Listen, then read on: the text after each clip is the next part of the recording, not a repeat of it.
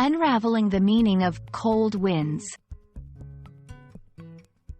Hello, dear viewers.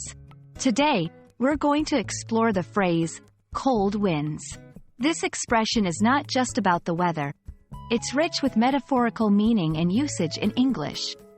So, whether you're looking to improve your language skills for conversation, writing, or just out of curiosity, you're in the right place. Let's dive in and warm up to the concept of cold winds. Cold winds primarily refers to natural atmospheric conditions. When we talk about cold winds, we're describing a breeze or gust of wind that carries a chill with it.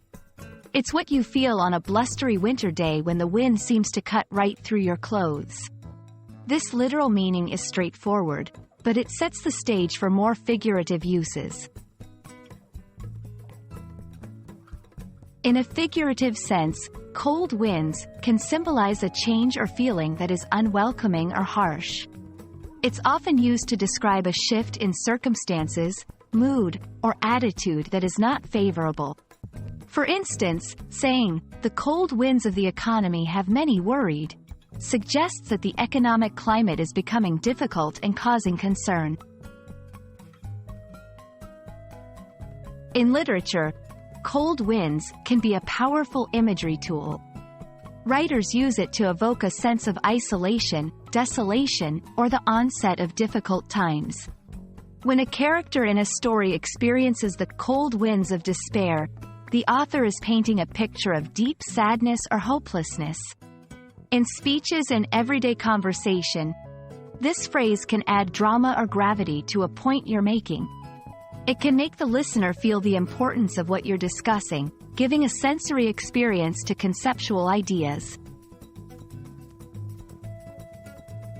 Let's see how cold winds can be used in different sentences. The cold winds of change swept through the company, leaving uncertainty in their wake. She walked home against the cold winds, reflecting on the day's difficult news.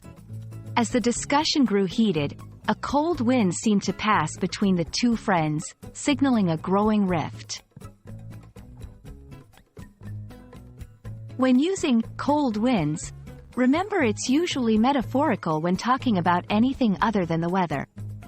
Don't confuse it with cold wind in the singular form, which would typically refer to a specific gust of chilly air. Also, ensure that the context allows for a bit of drama or seriousness.